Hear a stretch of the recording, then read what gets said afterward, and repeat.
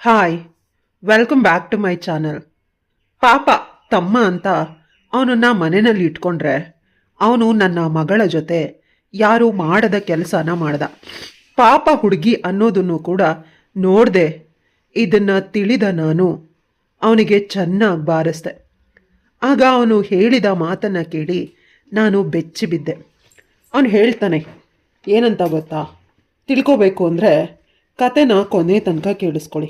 ಕತೆ ತುಂಬಾ ಚೆನ್ನಾಗಿದೆ, ಎಲ್ಲೂ ಸ್ಕಿಪ್ ಮಾಡಬೇಡಿ, ಸರಿನಾ? ಬನ್ನಿ ಕತೆಗೆ ಹೋಗೋಣ. ನನ್ನ ಹೆಸರು ಕಾಂತಿ. ನಮ್ಮೂರು ಮೈಸೂರು. ಮದುವೆ ಆದಮೇಲೆ ಬೆಂಗಳೂರಿಗೆ ಬಂದೆ. ನನ್ನ ಅಮ್ಮ ನನ್ನನ್ನು ನಿಜವಾಗ್ಲೂ ಮೈಸೂರಿನ ರಾಜಕುಮಾರಿಯಂತೆ ನೋಡ್ಕೋತಿದ್ಲು. ತುಂಬ ಪ್ರೀತಿ ನಾನು ಅಂದರೆ, ಮೊದಲ ಮಗಳು ಅಂತ. ಅವಳು ಮದುವೆಯಾದ ಮೇಲೆ ಸಹ ವರ್ಷ ಪೂಜೆ ವ್ರತ ಮಾಡಿದ ಮೇಲೆ ನಾನು ಹುಟ್ಟಿದ್ದು. ಅದಕ್ಕೆ ನನಗೆ ದೇವರ ಹೆಸರನ್ನು ಇಟ್ಟಿದ್ದಾಳೆ. ಯಾವಾಗಲೂ ನಮ್ಮ ಬದುಕಿನಲ್ಲಿ ಬೆಳಕಿನಂತೆ ಕಾಂತಿ ಕೊಟ್ಟು ಪ್ರಜ್ವಲಿಸಲಿ ಅಂತ ಕಾಂತಿ ಅನ್ನೋ ಹೆಸರನ್ನು ಇಟ್ಟರು. ಅಮ್ಮನ ಮನೆಯಲ್ಲಿ ಸುಖ. ಮಲಗಿದ್ದ ಹಾಸಿಗೆನೂ ಅವರೇ ಮಡಿಸ್ತಿದ್ರು, ತಿಂದ ತಟ್ಟೆಯನ್ನು ಅವರೇ ಎತ್ತುತ್ತಿದ್ರು. ಸ್ವಲ್ಪ ಕಷ್ಟ ಅನ್ನೋದು ಇರಲಿಲ್ಲ. ರಾಜ್ಕುಮಾರಿ ರೀತಿ ಸಾಕಿದ್ರು. ಅಪ್ಪ ಕೂಡ ಮೊದಲು ಬೇಸರ ಇದ್ದರು, ಮೊದಲು ಹೆಣ್ಣು ಮಗು ಹುಟ್ಟಿದ್ದು ಅಂತ. ನಂತರ ಅವರು ಯಾವಾಗಲೂ ನನ್ನ ಮಗಳು ಅಂತ ಅನ್ನೋದಕ್ಕೆ ಶುರು ಮಾಡಿದ್ರು. ದೊಡ್ಡವಳಾದಮೇಲೆ ನನ್ನ ಚಾಣಕ್ಯತನ, ನನ್ನ ಬುದ್ಧಿವಂತಿಕೆಯನ್ನು ನೋಡಿ ಅವರು ತುಂಬಾ ಖುಷಿಪಟ್ಟರು. ಅವ್ರಿಗೆ ನಾನು ಅಂದರೆ ತುಂಬ ಇಷ್ಟ. ಅವ್ರ ಮಗಳು ಅಂತ ಹೆಮ್ಮೆಯಿಂದ ಎಲ್ಲ ಕಡೆ ಹೇಳೋದಕ್ಕೆ ಆರಂಭಿಸಿದ್ರು. ನನ್ನನ್ನು ಎಲ್ಲರೂ ಗೌರವದಿಂದ ನೋಡ್ತಿದ್ರು. ಆದರೆ ನನಗೆ 15 ವರ್ಷ ಇದ್ದಾಗ ನನ್ನಮ್ಮ ಪುನಃ ಬಸ್ರಿ ಆದಳು. 2ನೇ ಮಗುಗೆ ನಾನು ತುಂಬ ಖುಷಿಪಟ್ಟೆ. ಆದರೆ ಊರಲ್ಲಿ ಎಲ್ಲರೂ ಕೂಡ ಅಮ್ಮನನ್ನು ತಮಾಷೆ ಮಾಡ್ತಿದ್ರು. ಮೊದಲ ಮಗು ಮದುವೆಯಾದ 10 ವರ್ಷ ಕೊಟ್ಟಿದ್ರೆ 2ನೇ ಮಗು ಮದುವೆಯಾದ 25 ವರ್ಷ ಕೊಟ್ಟಿದೆ. ಇನ್ನೂ ಇವಳು ಮಗನನ್ನು ಯಾರು ಸಾಕ್ತಾರೆ? ಮಗಳನ್ನು ಮದುವೆ ಮಾಡೋ ಸಮಯದಲ್ಲಿ ಇವಳು ಬಾಣಂತನ ಮಾಡಿಸ್ಕೊತಿದ್ದಾಳೆ, ಇವಳಿಗೆ ನಾಚಿಕೆ ಆಗಬೇಕು, ಈ ರೀತಿಯ ಮಾತುಗಳನ್ನು ಆಡ್ತಿದ್ರು. ಅಮ್ಮನ ಕಿವಿಗೆ ಬಿದ್ದಿತ್ತು. ಆದರೆ ಈ ಬಾರಿ ಗಂಡು ಮಗು ಹುಟ್ಟಿದ್ದರಿಂದ ಮನೆಯಲ್ಲಿ ಎಲ್ಲರೂ ಸಂಭ್ರಮದಿಂದ ಇದ್ದರು. ಈ ವಿಷಯದ ಬಗ್ಗೆ ಅಷ್ಟು ಗಮನ ಕೊಡಲಿಲ್ಲ. ಊರಿನ ಜನರ ಬಾಯಿ ಮುಚ್ಚಿಸೋದಕ್ಕೆ ಸಾಧ್ಯ ಇಲ್ಲ. ಅವರು ಒಳ್ಳೆಯವರಾದರೂ ಮಾತಾಡ್ತಾರೆ, ಕೆಟ್ಟದಾದರೂ ಮಾತಾಡ್ತಾರೆ ಅಂತ ಅಪ್ಪ ಅಮ್ಮ ಸುಮ್ಮನಾದ್ರು. 10th ಒಳ್ಳೆ ಮಾರ್ಕ್ಸ್ ತೆಗೆದು ಪಾಸ್ ಆದೆ. ಆದರೆ ಫಸ್ಟ್ ಇಯರ್ PUCಯಲ್ಲಿ ತೀರಾ ಕಡಿಮೆ ಮಾರ್ಕ್ಸ್ ತೆಗೆದು ಪಾಸ್ ಆಗಿದ್ದು. ಯಾಕಂದರೆ ಸ್ನಾನ ಮಾಡಿಸೋದು, ಅಮ್ಮನ್ನ ನೋಡ್ಕೊಳ್ಳೋದು ಈ ಕೆಲಸನೇ ಆಗೋಯ್ತು. ಆದ್ದರಿಂದ ಸಂಬಂಧಿಕರೆಲ್ಲ ಚೆನ್ನಾಗಿ ಬೈದರು. ಅವಳು ತುಂಬ ಚೆನ್ನಾಗಿ ಓದ್ತಾಳೆ, ಹಾಸ್ಟೆಲ್ಗೆ ಹಾಕ್ಬೇಡಿ, ಮನೆಯಲ್ಲಿ ಯಾರಾದರೂ ಕೆಲಸದವರನ್ನು ಇಟ್ಕೊಂಡು ಕೆಲಸ ಮಾಡಿಸ್ಕೊ, ಇಲ್ಲ ಅಂತಂದರೆ ಅವಳ ವಿದ್ಯಾಭ್ಯಾಸ, ಅವಳ ಜೀವನ ಹಾಳಾಗತ್ತೆ, ನಿನ್ನ 2ನೇ ಮಗುವಿಗಾಗಿ ಅಂತ ಹೇಳಿದಾಗ ಅಪ್ಪ ಅಮ್ಮ ತುಂಬ ನೊಂದು ಹೋದರು. ಅವ್ರು ನನ್ನನ್ನು ಹಾಸ್ಟೆಲಿಗೆ ಸೇರಿಸಿದ್ರು. ಹಾಸ್ಟೆಲಿಗೆ ಸೇರಿಸಿ ಚೆನ್ನಾಗಿ ಓದಬೇಕು ಮಗಳೇ ಅಂತ ಹೇಳಿದ್ರು. ಅವರು ಹೇಳಿದ ಮಾತನ್ನು ಕೇಳಿ ನಾನು ಚೆನ್ನಾಗಿ ಓದೋದಕ್ಕೆ ಆರಂಭಿಸಿದೆ. ಪ್ರತಿದಿನ ಅಮ್ಮ ಫೋನ್ ಮಾಡಿ ಓದಿನ ಬಗ್ಗೆ ವಿಚಾರಿಸ್ತಿದ್ಲು. ನೀನು ಓದಿಲ್ಲ ಅಂದರೆ ನಮಗೆ ಅವಮಾನ ಅಂತ ಹೇಳ್ತಿದ್ಲು. ಅದಕ್ಕಾಗಿ ಹಗಲು ರಾತ್ರಿ ಚೆನ್ನಾಗಿ ಓದಲ್ಲಿ ಒಳ್ಳೆ ಮಾರ್ಕ್ಸ್ನ ತಗೊಂಡೆ. ನಂತರ ಅಪ್ಪ ನಮ್ಗೆ ಊರಲ್ಲಿ ಜಮೀನು ತುಂಬ ಇದೆ, ನೀನು ಲಾಯರ್ ಆಗಬೇಕು ಅಂತ LLBಗೆ ಜಾಯಿನ್ ಮಾಡಿಸಿದ್ರು. ನನಗೆ ಇಂಜಿನಿಯರಿಂಗ್ ಹೋಗಬೇಕು ಅನ್ನೋ ಆಸೆ ಇತ್ತು. ಆದರೆ ಅಪ್ಪನಿಗಾಗಿ LLB ಪದವಿಗೆ ಸೇರಿಕೊಂಡೆ. ಚೆನ್ನಾಗಿ ಓದ್ತಾ ಇದ್ದೆ. ವಾರಕ್ಕೆ 1 ಬಾರಿ ಇಲ್ಲ 15 ದಿನಕ್ಕೆ 1 ಬಾರಿ ತಮ್ಮನನ್ನು ನೋಡೋದಕ್ಕೆ ಬರ್ತಿದ್ದೆ. ಈ ಪದವಿಯು ಒಂದು ಒಳ್ಳೆ ಅಂಕಗಳಿಂದ ನನಗೆ ಸಿಕ್ಕಿತ್ತು. ನಾನೊಂದು ಒಳ್ಳೆ ಲಾಯರು ಆದೆ. ನನ್ನ ಅಪ್ಪ ಅಮ್ಮ ತುಂಬಾ ಖುಷಿಪಟ್ಟರು. ತಮ್ಮ ಇನ್ನೂ ಚಿಕ್ಕವನು, ನನ್ನ ಮಗಳು ತುಂಬ ಓದಿದಾಳೆ ಅಂತ ಅಪ್ಪ ತುಂಬ ಹುಡುಕಿ ಹುಡುಗನನ್ನು ನನಗೆ ಮದುವೆ ಮಾಡಿದ್ರು. ನನಗೆ ಮದುವೆ ಆದಾಗಲೇ 30 ವರ್ಷ ವಯಸ್ಸು. ಅಪ್ಪ ತುಂಬ ಶ್ರೀಮಂತರು ಮತ್ತು ಊರಲ್ಲಿ ತುಂಬ ನನ್ನನ್ನು ಇಷ್ಟಪಡೋ ಹುಡುಗರನ್ನು ಬಿಟ್ಟು ತಮಗಿಷ್ಟವಾದ ಹುಡುಗನ ಜೊತೆ ಮದುವೆ ಮಾಡಿದ್ರು. ಅಂದರೆ ನನ್ನ ಮಗಳು ಬುದ್ಧಿವಂತೆ, ಅವಳ ಬುದ್ಧಿಗೆ ಅವಳ ಸೌಂದರ್ಯಕ್ಕೆ ಹುಡುಗ ಅನುರೂಪವಾಗಿರಬೇಕು ಹೊರತು ಆಸ್ತಿ ಅಲ್ಲ. ನನಗೂ ಆಸ್ತಿ ಇದೆ, ಜಮೀನಿದೆ. ಅಪ್ಪನ ಮಾತು ಒಂದು ರೀತಿ ಸರಿ ಅಂತ ಅನಿಸುತ್ತೆ. ಯಾಕಂದರೆ ಸಂಬಂಧದಲ್ಲೇ ಒಳ್ಳೆಯ ಸಂಬಂಧಗಳಿತ್ತು. ಆದರೆ ಅಪ್ಪ ಅದನ್ನು ಒಪ್ಪಲೇ ಇಲ್ಲ, ನನ್ನ ಮಗಳು ಸ್ಪೆಷಲ್ ಅಂತ. ಆದರೆ ಮದುವೆ ಆದಮೇಲೆ ತಿಳಿತು ದೂರದ ಬೆಟ್ಟ ನುಣ್ಣಗೆ ಅಂತ. ಓದಿದ್ದಾರೆ ಅಂದ ಮಾತ್ರಕ್ಕೆ ಒಳ್ಳೆಯವರು ಅಂತ ಅಲ್ಲ. ಅವ್ರ ಪಾಡಿಗವ್ರು ಇರ್ತಾರೆ. ಅವ್ರು ಒಳ್ಳೆಯವರು ಅಲ್ಲ, ಅವ್ರು ಕೆಟ್ಟವರು ಅಲ್ಲ. ನಾನು ಚೆನ್ನಾಗಿದ್ರು ಚೆನ್ನಾಗಿಲ್ಲದೆ ಇದ್ರು, ಊಟ ಮಾಡಿದ್ರು ಊಟ ಮಾಡಿಲ್ಲ ಅಂದರು, ಯಾರಿಗೂ ಸಮಸ್ಯೆ ಇಲ್ಲ. ಎಲ್ರಿಗೂ ಅವ್ರವ್ರ ವಿಷಯದಲ್ಲಿ ಮಾತ್ರನೇ ಕಾನ್ಸಂಟ್ರೇಷನ್ ಇರೋದು. ಬದುಕು ಒಂಥರ ಯಾಂತ್ರಿಕವಾಗಿತ್ತು. ಒಮ್ಮೊಮ್ಮೆ ಅನ್ನಿಸ್ತಿತ್ತು ನನ್ನ ತಮ್ಮನನ್ನು ತಂದು ಇಲ್ಲಿ ಸಾಕ್ಕೊಂಡ್ರೆ ನಂಗೆ ಸಹಾಯ ಆಗತ್ತೆ. ಅಪ್ಪ ತನ್ನ ಹೊಲದ ಕೆಲಸನ ಬಿಟ್ಟು ಬರೋದಕ್ಕೆ ಸಾಧ್ಯ ಇಲ್ಲ, ಅಮ್ಮ ಅಪ್ಪನನ್ನು ಬಿಟ್ಟು ಬರೋದಕ್ಕೆ ಸಾಧ್ಯ ಇಲ್ಲ. ತಮ್ಮಂಗೆ ಇಲ್ಲಿ ಒಂದು ರೀತಿ ಒಳ್ಳೆ ಎಜುಕೇಷನ್ನ ಕೊಡಿಸ್ಬೋದು ಅಂತ ಅನ್ನಿಸ್ತು.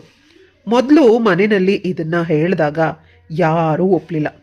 ನೀವೇನು ಚಿಕ್ಕವನು, ಇವನಿಗೆ ತಿಳುವಳಿಕೆ ಇಲ್ಲ, ಸರಿಯಾಗಿ ಗೊತ್ತಾಗೋದಿಲ್ಲ.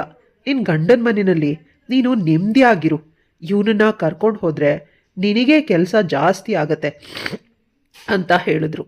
ಆದರೆ ನಾನು ಬಸ್ರಿ ಆದಾಗ ನನ್ನ ಗಂಡನ ಜೊತೆ ದೊಡ್ಡ ಜಗಳನೇ ಮಾಡಿದೆ. ನನ್ನ ತಮ್ಮ ಬಂದಿಲ್ಲ ಅಂತಂದರೆ ಯಾವುದೇ ಕಾರಣಕ್ಕೂ ನಾನು ನಿಮ್ಮ ಮನೆಯಲ್ಲಿ ಇರೋದಿಲ್ಲ, ನಿಮಗೆ ಸಂಬಳ ಕೂಡ ತಂದು ಕೊಡೋದಿಲ್ಲ. ಯಾಕಂದರೆ ತಿಂಗಳಿಗೆ ನನಗೆ 1,00,000ಕ್ಕಿಂತ ಜಾಸ್ತಿ ಸಂಬಳ ಬರುತ್ತೆ. ನನಗೆ ಗೊತ್ತು ನನ್ನ ಗಂಡ ನನ್ನನ್ನು ಬಿಟ್ಟರು ನನ್ನ ಸಂಬಳನ ಬಿಡೋದಿಲ್ಲ. ಅದಕ್ಕಾಗಿ ಆದರೂ ನನ್ನ ತಮ್ಮ ಇಲ್ಲಿ ಇರಲು ಒಪ್ಕೊಳ್ತಾನೆ ಅಂತ. ಕೊನೆಗೆ ಅವನು ಒಪ್ಕೊಂಡ. ನಂತರ ನನ್ನ ತಮ್ಮ ಬಂದು ನನ್ನ ಜೊತೆ ಇರೋದಕ್ಕೆ ಆರಂಭಿಸ್ದ. ಅತ್ತೆ ಮಾವ ಮುಖಾನ ತಿರುಗಿಸಿದ್ರು, ಮನೆ ಬಿಟ್ಟು ಹೋದರು. ಈಗ ಮನೆ ಕೆಲಸ ಜಾಸ್ತಿ ಆಯಿತು. ಮನೆ ಕೆಲಸಕ್ಕೆ, ಅಡುಗೆ ಮಾಡೋದಕ್ಕೆ ಎಲ್ಲದಕ್ಕೂ ಕೆಲಸವರನ್ನು ಇಟ್ಟಿದ್ದೀನಿ. ನನ್ನ ತಮ್ಮ ನನ್ನ ಮುದ್ದಿನ ಮಗಳನ್ನು ನೋಡ್ಕೊಳ್ಳೋದಕ್ಕೆ ಆರಂಭಿಸ್ದ. ಅವನು ಚಿಕ್ಕವನಾದರೂ ಕೂಡ ಆ ಪುಟ್ಟ ಮಗುವನ್ನು ಆಟ ಆಡಿಸೋದಕ್ಕೆ ಆರಂಭಿಸ್ದ. ಚಿಕ್ಕವನು ಅಂದರೆ ಅವನು ಕೂಡ ಹೈಸ್ಕೂಲಿಗೆ ಹೋಗ್ತಾನೆ. ಈಗ SSLC ಓದ್ತಿದ್ದಾನೆ. ಅಷ್ಟೊಂದು ಚಿಕ್ಕವನೇನೂ ಅಲ್ಲ. ನಾನು ಅವನಿದ್ರೆ ನನ್ನ ಮಗಳನ್ನು ಸಮಾಧಾನವಾಗಿ ಅವನ ಜೊತೆ ಬಿಟ್ಟು ಹೋಗ್ಬೋದು. ಅಷ್ಟು ಒಳ್ಳೆಯವನು ನನ್ನ ತಮ್ಮ. ಅವನು ನನಗೆ ಎರಡನೇ ತಾಯಿ ರೀತಿ. ಅವನು ನನ್ನ ತಮ್ಮನಾಗಿ ಸಿಕ್ಕಿದ್ದು ನನ್ನ ಅದೃಷ್ಟ. ನನ್ನ ತಮ್ಮ ಈಗ ಕಾಲೇಜಿಗೆ ಹೋಗ್ತಿದ್ದಾನೆ. ಸ್ವಲ್ಪ ಕಡಿಮೆ ನನ್ನ ಮಗಳನ್ನು ನೋಡ್ಕೊಳ್ಳೋದಕ್ಕೆ ಸಾಧ್ಯನೇ ಆಗ್ತಿಲ್ಲ. ಅದಕ್ಕಾಗಿ ಅವನು ಒಂದು ಆಯಾನ ಇಟ್ಟ. ಅವನ ಗೆಳೆಯನ ಮನೆಯಲ್ಲಿ ಅವನ ಚಿಕ್ಕಪ್ಪನ ಮಗಳನ್ನು ನೋಡ್ಕೋತಾ ಇದ್ರಂತೆ. ಅಲ್ಲಿ ಕೆಲಸ ಜಾಸ್ತಿ ಅಂತ ಬಿಡ್ತೀನಿ ಅಂತ ಹೇಳ್ತಿದ್ಲು. ಅದಕ್ಕೆ ನನ್ನ ತಮ್ಮ ಕರ್ಕೊಂಡು ಬಂದು ನನ್ನ ಮಗಳನ್ನು ನೋಡ್ಕೊಳ್ಳೋದಕ್ಕೆ ಇಟ್ಟಿದ್ದಾನೆ. ಈಗ ನಾನು ಕೆಲಸನ ಬಿಡೋ ಪ್ರಮೇಯನೇ ಇಲ್ಲ. ಪ್ರಮೋಷನ್ ಆಗ್ತಾ ಇದೆ, ಕೈ ತುಂಬ ಸಂಬಳನೂ ಬರ್ತಾ ಇದೆ. ಅರ್ಧ ಸಂಬಳ ಮನೆ ಖರ್ಚಿಗೆ ಹೋದರೂ ಇನ್ನರ್ಧ ಉಳಿಯುತ್ತೆ. ಇಷ್ಟೊಂದು ಇರಬೇಕಾದಾಗ ನಾನು ಯಾಕೆ ಕೆಲಸ ಬಿಡಲಿ ಅಂತ ಯೋಚಿಸೋದಕ್ಕೆ ಆರಂಭಿಸ್ದೆ. ಇಂದು ನನ್ನ ಗಂಡನ ತಂಗಿ ಬಂದಿದ್ಲು. ಮನೆಯಲ್ಲಿ ಕೆಲಸದವರಿರೋದು ನನ್ನ ತಮ್ಮ ಅವರ ಬಳಿ ಕೆಲಸ ಮಾಡಿಸೋದು, ಅದನ್ನೆಲ್ಲ ನೋಡಿ ಹೊಟ್ಟೆ ಉರಿಯಿಂದ ಜಗಳ ಮಾಡ್ಕೊಂಡು ಹೋದ್ಲು. ಅವಳು ನನ್ನ ಗಂಡನಿಗೆ ವಾರ್ನ್ ಮಾಡಿದ್ದ ಇದ್ದಾಳೆ, ನೀನು ನಿನ್ನ ಹೆಂಡತಿಯ ತಮ್ಮನನ್ನು ಮನೆಯಿಂದ ಹೊರಗೆ ಕಳಿಸದೆ ಹೋದರೆ ನಾನು ಆಸ್ತಿಯಲ್ಲಿ ಪಾಲು ಕೇಳ್ತೀನಿ. ನನಗೂ ಕೂಡ ಅರ್ಧ ಆಸ್ತಿ ಬೇಕು. ಇಲ್ಲ ಅಂದರೆ ಅವನನ್ನು ಅವರ ಮನೆಗೆ ಕಳಿಸಿದ್ರೆ ನಾನು ಏನನ್ನೂ ಕೂಡ ಕೇಳೋದೇ ಇಲ್ಲ. ಎಲ್ಲ ಆಸ್ತಿಯೂ ನಿನ್ನದೇ. ಆಸ್ತಿ ಬೇಕಾ ಅಥವಾ ಅವನು ಬೇಕಾ? ನೀನೇ ನಿರ್ಧಾರ ಮಾಡು. ನನ್ನ ಮಗನಿಗಿಂತ ನಿನ್ನ ಮಗಳು 2 ವರ್ಷ ಚಿಕ್ಕವಳು. ದೊಡ್ಡವಳಾದಮೇಲೆ ಅವಳನ್ನು ನನ್ನ ಸೊಸೆ ಮಾಡ್ಕೊಳ್ಳೋಣ ಅಂತ ಅಂದ್ಕೊಂಡಿದ್ದೆ. ಆದರೆ ಈಗ ಆ ಹುಡುಗನ ಜೊತೆ ಅವಳನ್ನು ಕೊಟ್ಟಿದ್ದೀರಾ, ನನಗಿದೆಲ್ಲ ಇಷ್ಟ ಇಲ್ಲ ಅಂತ ನನ್ನ ನಾದಿನಿ ತುಂಬ ಜಗಳ ಮಾಡ್ಕೊಂಡು ಹೋದ್ಲು. ನನ್ನ ಮಗು ಇನ್ನೂ ಚಿಕ್ಕದು. ಮಗು ಆಗಿರುವಾಗಲೇ ಮಗು ಅವ್ರ ಜೊತೆ ಆಟ ಆಡಬೇಕು, ಇವ್ರ ಜೊತೆ ಊಟ ಮಾಡಬೇಕು ಅನ್ನೋ ಕಡಿವಾಣ ಹಾಕವಳು ಮುಂದೆ ನನ್ನ ಮಗಳನ್ನ ಚೆನ್ನಾಗಿ ನೋಡ್ಕೊಳ್ಳೋದಿಲ್ಲ. ಅವಳ ನೆರಳೇ ನಮಗೆ ಬೇಡ ಅಂತ ನಾನು ನನ್ನ ಗಂಡಂಗೆ ಹೇಳಿದೆ. ಆದರೆ ನನ್ನ ಗಂಡ ನನ್ನ ಜೊತೆ ದೊಡ್ಡ ಜಗಳನೇ ಮಾಡ್ದ. ಆಗ ನನ್ನ ತಮ್ಮ ನನಗೆ ತಿಳಿಯದೆ ಅಪ್ಪ ಅಮ್ಮಂಗೆ ಫೋನ್ ಮಾಡಿ ಎಲ್ಲ ವಿಷಯನೂ ಹೇಳಿದ್ದಾನೆ. ಮಾರನೇ ದಿನ ಅಪ್ಪ ಅಮ್ಮ ಬಂದು ಅವನನ್ನು ಕರ್ಕೊಂಡು ಹೋದರು. ಅಮ್ಮನಿಗೆ ನಾನು ಹೇಳಿದೆ, ನಾನು ಬಂದ್ಬಿಡ್ತೀನಿ ಮಗುನ ಕರ್ಕೊಂಡು. ಇವ್ರ ಜೊತೆ ಹಂಗೆ ಸಂಸಾರ ಮಾಡೋದಕ್ಕೆ ಸಾಧ್ಯ ಇಲ್ಲ. ನನಗೆ ನನ್ನ ತಮ್ಮ ಎಲ್ಲರಿಗಿಂತ ತುಂಬ ಇಷ್ಟ. ಅವನನ್ನು ನನ್ನಿಂದ ದೂರ ಮಾಡಿದ ಮನುಷ್ಯ ನನಗೆ ಬೇಡವೇ ಬೇಡ ಅಂತ ಹೇಳಿದೆ. ಮನೆಯಲ್ಲಿ ಎಲ್ಲರೂ ನನ್ನ ನಿರ್ಧಾರಕ್ಕೆ ಭಯಪಟ್ಟರು. ಆದರೆ ನನ್ನಮ್ಮ ಒಂದು ಮಾತು ಹೇಳಿದ್ಲು, ನಿನ್ನ ತಮ್ಮ ಈ ಮನೆಯಲ್ಲಿ ಇರೋದಿಲ್ಲ. 6 ತಿಂಗಳು ಮಗುನ ನಿನ್ನ ಗಂಡ ಹೇಗೆ ನೋಡ್ಕೋತಾನೆ, ಅವನು ಹೇಗೆ ಲಾಲನೆ ಪಾಲನೆ ಮಾಡ್ತಾನೆ ಅದನ್ನೆಲ್ಲ ನೋಡು. ನಿನ್ನ ಜೊತೆ ಹೇಗೆ ನಡ್ಕೋತಾನೆ ಅದೆಲ್ಲ ಸರಿ ಹೋದರೆ ಇರು, ಇಲ್ಲ ಅಂದರೆ ನನ್ನ ಜೊತೆ ಬಂದುಬಿಡು. ನಾನು ನಿನಗೆ ಇನ್ನೊಂದು ಮದುವೆ ಮಾಡ್ತೀನಿ. ಹೇಗಿದ್ರೂ ನನ್ನ ಅಣ್ಣನ ಮಗ ಇನ್ನೂ ಮದುವೆ ಆಗಿಲ್ಲ, ಒಳ್ಳೆ ಕೆಲಸದಲ್ಲಿದ್ದಾನೆ. ನೀನೇನಾದರೂ ಅವನನ್ನು ಮದುವೆ ಆದರೆ ಅಂತ ಹೇಳಿದ್ರೆ ಅವನು ನಿನ್ನ ಕಾಲನ್ನು ತೊಳೆದು ನಿನ್ನನ್ನು ಮದುವೆ ಆಗ್ತಾನೆ. ಅಷ್ಟೇ ಅಲ್ಲ, ನಿನ್ನ ಮಗುನೂ ನೋಡ್ಕೋತಾನೆ.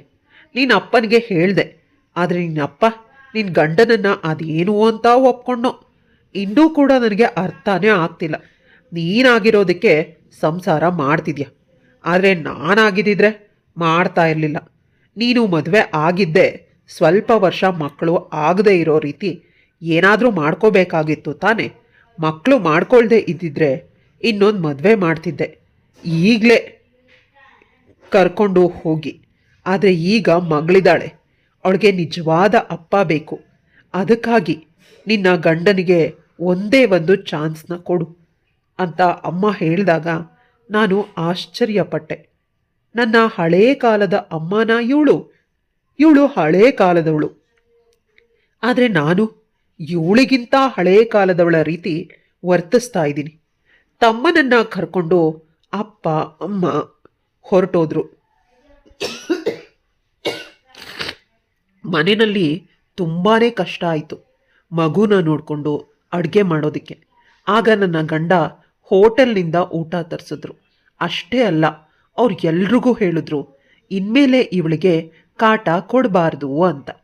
ಅವರ ಅಪ್ಪ ಅಮ್ಮ ತಂಗಿ ತಮ್ಮ ಪ್ರತಿಯೊಬ್ಬರಿಗೂ ಫೋನ್ ಮಾಡಿ ಹೇಳಿದ್ರು, ಅವಳಿಗೆ ಮನೆಯ ಜವಾಬ್ದಾರಿ ಜಾಸ್ತಿ ಆಗ್ತಾ ಇದೆ, ಅವಳ ತಮ್ಮ ಇಲ್ಲ, ಅವರ ಅಪ್ಪನ ಮನೆಯವರು ಇನ್ನು ಜಾಸ್ತಿ ಬರೋದೂ ಇಲ್ಲ, ನೀವುಗಳು ಅವಳಿಗೆ ಯಾವುದೇ ರೀತಿಯ ತೊಂದರೆನ ಕೊಡಬಾರ್ದು, ನಮ್ಮ ಮನೆಗೆ ನೀವುಗಳು ಸ್ವಲ್ಪ ದಿನ ಬರಲೇಬೇಡಿ ಅಂತ ಖಂಡಿತವಾಗಿ ನನ್ನ ಎದುರಿಗೆ ಹೇಳ್ದ.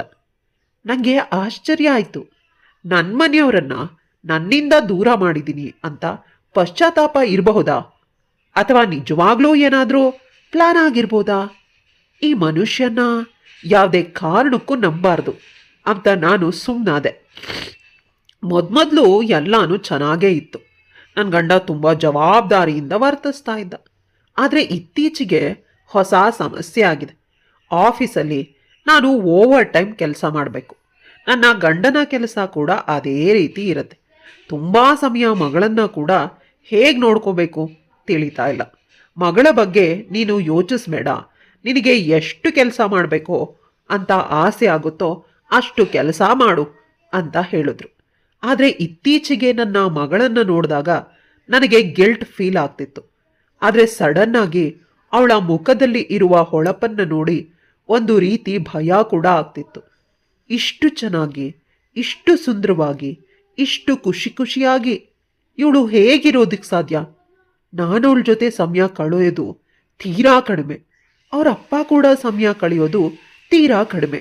ಗೆಳೆಯ ಗೆಳತಿಯರೂ ಇಲ್ಲ, ಯಾರ ಜೊತೆನೂ ಅವಳು ಜಾಸ್ತಿ ಮಿಂಗಲ್ಲೂ ಆಗೋದಿಲ್ಲ ಅಂತ ಪ್ರತಿ ಬಾರಿ ಮೇಡಮ್ ಹೇಳ್ತಾರೆ. ಇಲ್ಲಿ ಏನೋ ಒಂದು ರಹಸ್ಯ ಇದೆ.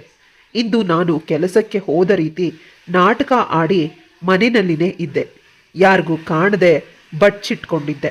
ಪಾಪುವಿನ ರೂಮಿನಲ್ಲಿ ನನ್ನ ತಮ್ಮ ಅವಳಿಗೆ ಆಟ ಆಡಿಸಿ, ಊಟ ಮಾಡಿಸಿ, ಅವಳಿಗೆ ಹೋಮ್ವರ್ಕ್ ಮಾಡಿಸಿ, ಸ್ಕೂಲಿಗೆ ರೆಡಿ ಮಾಡಿ ಕರ್ಕೊಂಡು ಹೋದ. ಮಧ್ಯಾಹ್ನ ಪುನಃ ಮನೆಯಿಂದ ಊಟ ತಗೊಂಡು ಹೋದ.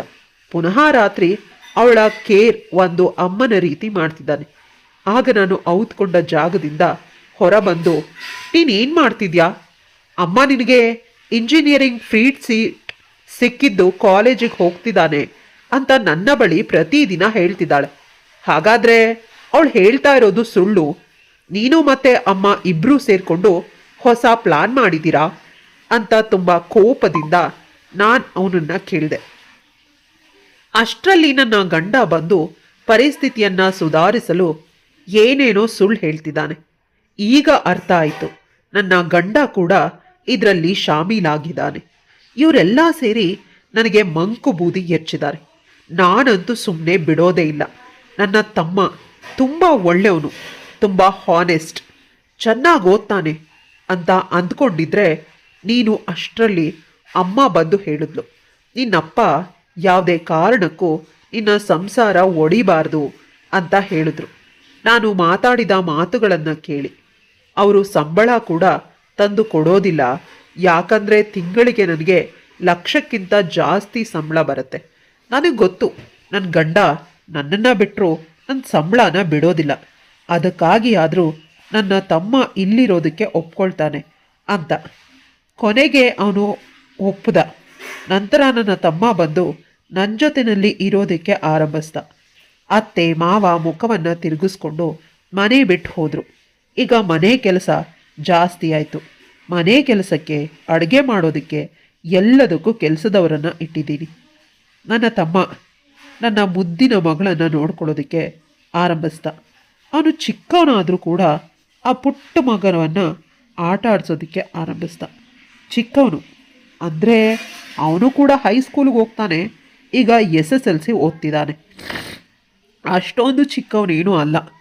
ನಾನು ಅವನಿದ್ರೆ ನನ್ನ ಮಗಳನ್ನು ಸಮಾಧಾನವಾಗಿ ಅವನ ಜೊತೆ ಬಿಟ್ಟು ಹೋಗ್ಬೋದು. ಅಷ್ಟು ಒಳ್ಳೆಯವನು ನನ್ನ ತಮ್ಮ. ಅವನು ನನಗೆ ಎರಡನೇ ತಾಯಿ ರೀತಿ. ಅವನು ನನ್ನ ತಮ್ಮನಾಗಿ ಸಿಕ್ಕಿದ್ದು ನನ್ನ ಅದೃಷ್ಟ. ನನ್ನ ತಮ್ಮ ಈಗ ಕಾಲೇಜಿಗೆ ಹೋಗ್ತಿದ್ದಾನೆ. ಸ್ವಲ್ಪ ಕಡಿಮೆ ನನ್ನ ಮಗಳನ್ನು ನೋಡ್ಕೊಳ್ಳೋದಕ್ಕೆ ಸಾಧ್ಯ ಆಗ್ತಿಲ್ಲ.